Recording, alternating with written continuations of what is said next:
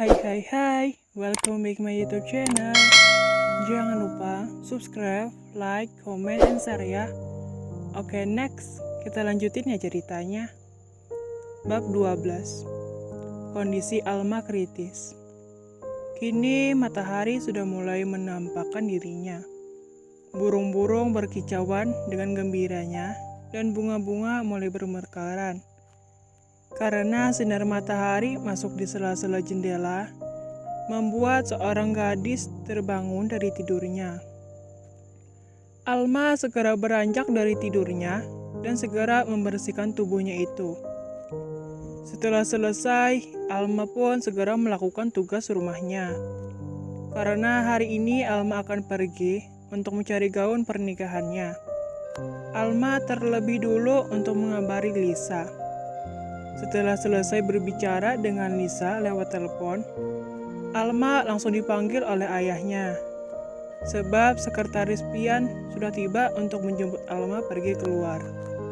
Putriku, sekretaris dari calon suamimu sudah datang. Cepatlah kemari, panggil Hendra sedikit teriak.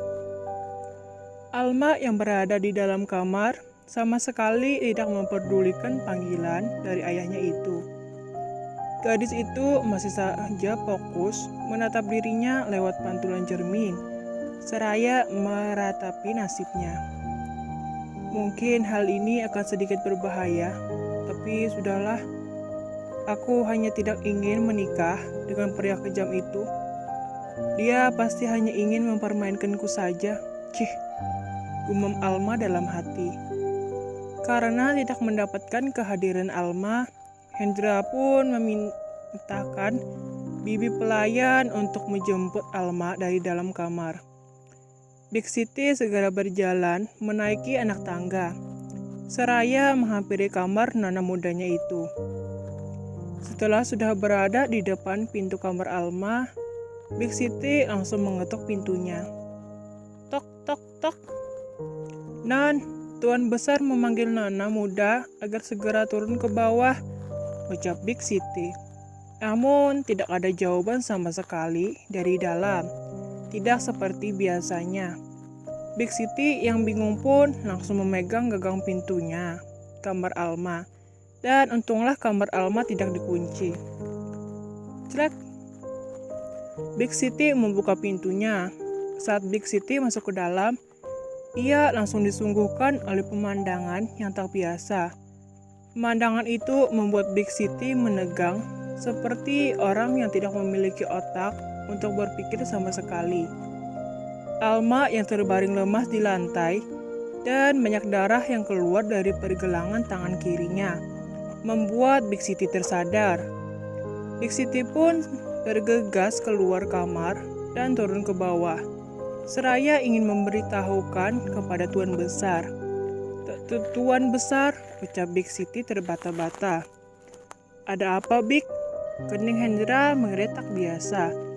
Sebelum melanjutkan perkataannya, Big Siti terlebih dulu untuk menghirup udara, agar bisa tenang, walaupun itu sangat sulit. Nona muda tidak sadarkan diri, Tuan. Dan lagi banyak sekali darah yang keluar dari pergelangan tangan nona muda. Hendra dan sekretaris Pian yang mendengarnya sangat terkejut. Dengan cepat keduanya langsung berlari menaiki anak tangga, seraya berlari ke kamar Alma. Setelah sampai di kamar Alma, sekretaris Pian dengan sigap menggendong tubuh Alma yang lemas untuk pergi ke rumah sakit. Alma sudah berada di dalam mobil milik Sen yang sebelumnya sekretaris Pian gunakan. Mobil BMW itu langsung jalan dengan kecepatan tinggi menuju rumah sakit.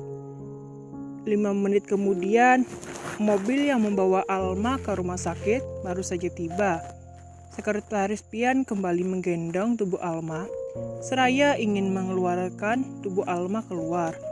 Sekretaris Pian segera meletakkan tubuh Alma di atas berangka rumah sakit. Alma dibawa masuk ke dalam ruang IGD karena luka yang Alma alami cukup parah, sebab darah sudah banyak hilang. Kondisi Alma saat ini semakin parah. bahkan membuat beberapa dokter kewalahan karena darah yang ada di pergelangan Alma terus saja mengalir dengan derasnya. Sekretaris Pian yang berada di luar ruangan, ia langsung menelpon tuan mudanya untuk memberitahukan keadaan calon istrinya sekarang. Sudah beberapa kali Sekretaris Pian menelpon Sen, namun sama sekali tidak dijawab. Karena tidak diangkat, Sekretaris Pian memilih untuk menghubungi salah satu resepsionis yang ada di kantor Sen. Panggilan pun tersambung. "Apa di sana ada tuan muda?" tanya Sekretaris Pian dengan cepat. Tuan muda Sen di ruang. Belum selesai berbicara, omongan dari sang resepsionis itu langsung dipotong oleh Sekretaris Pian. "Bilang sama Tuan Sen agar cepat pergi ke rumah sakit." Setelah memberitahukan hal itu, Sekretaris Pian langsung mematikan sambungan teleponnya. Sang resepsionis yang mendengar perintah segera pergi ke ruang Sen. Tok tok tok. Orang itu langsung masuk ke dalam karena mendapat sahutan dari Sen. "Tuan muda, segera pergi ke rumah sakit," kata Sekretaris Pian, ucapnya. "Ada apa?" Kening Sen mengerut. "Saya tidak tahu tuan muda," jawabnya lagi dengan pelan. "Tak lupa juga kepala yang tertunduk."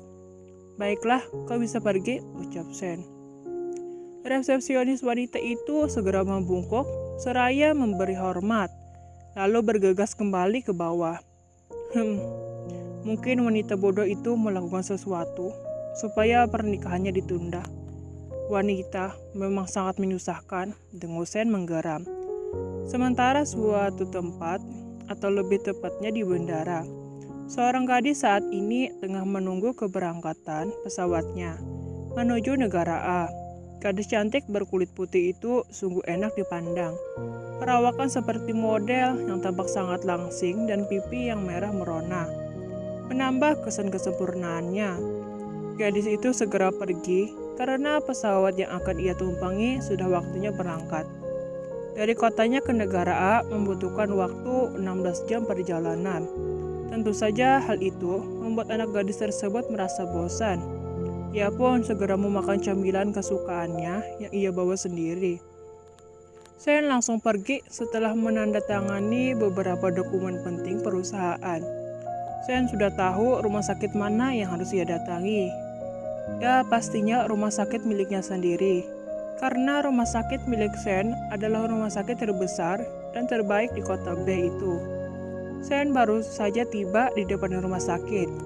Kedatangannya tentu saja membuat pusat perhatian orang-orang. Tapi karena di area rumah sakit ditetapkan aturan agar tidak berisik, mereka semua hanya bisa terdiam dengan batin yang berteriak. Sen segera menemui sekretarisnya. "Ian, kenapa dengannya?" tanya Sen dingin. "Nona muda mengalami pendarahan yang cukup parah di bagian pergelangan kirinya, Tuan. Nona muda sekarang masih ditangani oleh dokter di ruang IGD," sahut Sekretaris Pian. "Apa?" Kejut Sen. "Dasar tidak becus menjaga calon istriku. Kalau terjadi sesuatu kepadanya, maka kau akan aku bunuh dengan tanganku sendiri," sambung Sen sambil menegur. Hendra hanya bisa mengangguk dengan tubuh gemetarnya. Terima kasih, jangan lupa subscribe, like, comment, and share ya. Dadah.